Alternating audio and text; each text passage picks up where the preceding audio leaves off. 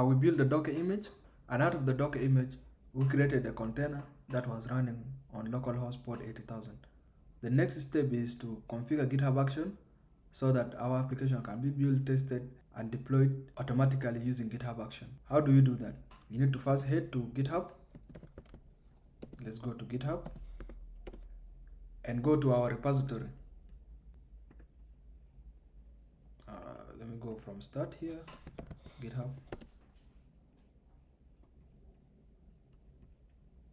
And then we go to our repository. Our repository was OfficePilot, that is this. This is our repository. What we want to add is we want to add GitHub Action to this repository. You come to this Action tab, and then here we have our workflows. So we have this workflow as initial.yaml. This is to initialize the application. And then we have for linter, and then we have for test. These are the workflows. So later when we are running our GitHub Actions, we shall see such kind of workflows. So let's go to our application and then create one of these workflows. So these workflows are here. Within .github/workflows, we have workflows here, like for lint, that is what we saw there, and then test, that is what we saw. They are all what? YAML files. So now let's create a YAML file that is for deployment for our Docker build, and then you can give it any name you want. I want to call mine Docker. So docker.yaml, like this. I already have the configuration, and I will share with you guys. I will explain to you the configuration of this docker.yaml. So this is the configuration. I will share with you the code of this configuration. The first thing is the name of our workflow, and I'm calling it OfficePilot. The next thing is what do we want to do when the main branch is triggered. So here, when the main branch is triggered, when we push code in the main branch, this workflow will be run, and these are the steps that will be run. These are the things that will be run, such as building and pushing the code to Docker Hub, packaging the code into Docker file. From that, we push it into Docker Hub. And then to push it into Docker Hub, we need the credentials. We need the password and the username.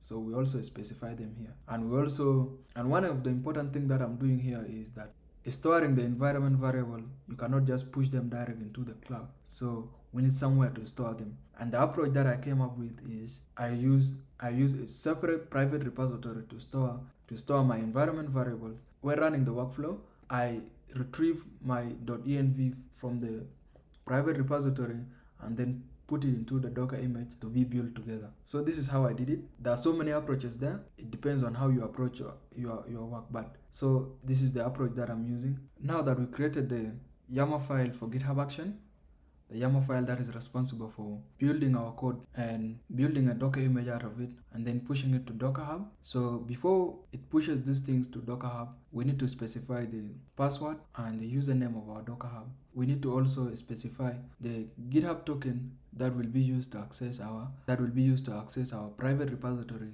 that contains the .env file. So how do we do that? We have to head to GitHub. Within GitHub, you have to go to setting, and then you come to secrets. Then you come to actions. So we need to add new secrets. The first secret we need to add is, let's copy the name from our code directly so that we cannot make errors. So the first secret is our Docker Hub username. Docker Hub username, let's copy it, and then we paste it here. So this is our Docker Hub username, and then we specify the username to our Docker Hub. So you have to go to your Docker Hub and then retrieve your username from here. So this is my username.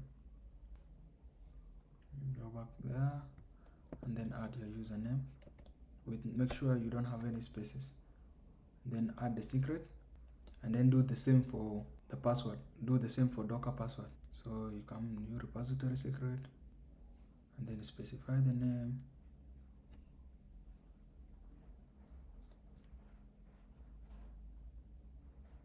Docker password.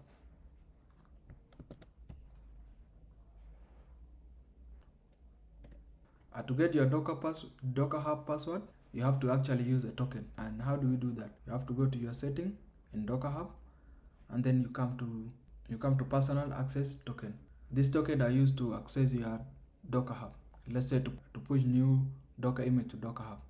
Docker Hub actually is a platform. It's just like GitHub, but for storing Docker images.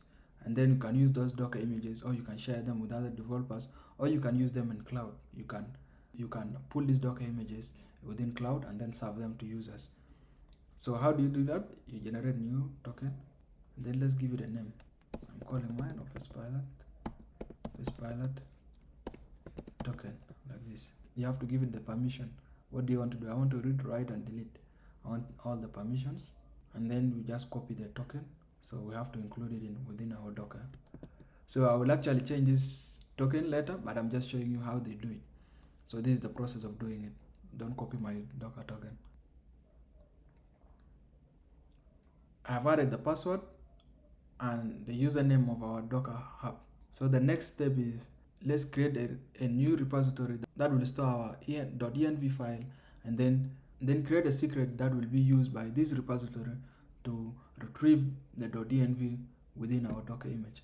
Now that we created the Docker Hub username, and then we also retrieve the Docker Hub password, which is the token that we are using as the password, the next step is that we need to create a repository, a private repository actually, to store our .env file, and then we use that private repository in our OfficePilot repository to retrieve the .env file. The reason we are doing that is that we don't want to push our .env file to the cloud.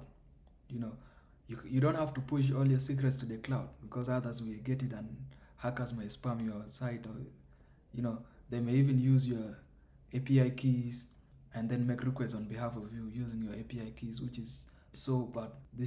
You have to follow the best practices. You don't have to let people know where your .env file is. How do we do that?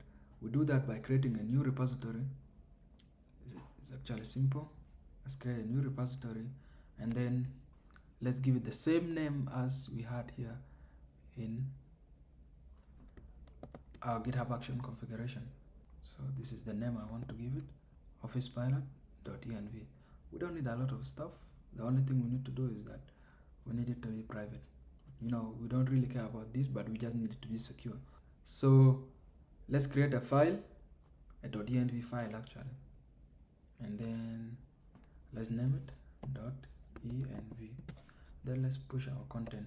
Let's get our .env content that is here, such as the name of the application, the version, the database connection, and everything. So let's just copy the whole .env and then paste it here. So let's commit that. So we have our .env repository created. The next step is that let's create an access token to link this repository to to our main repository, that is the OfficePilot repository. To create access token, you need to come to your settings, come to developer settings, and then you come to token.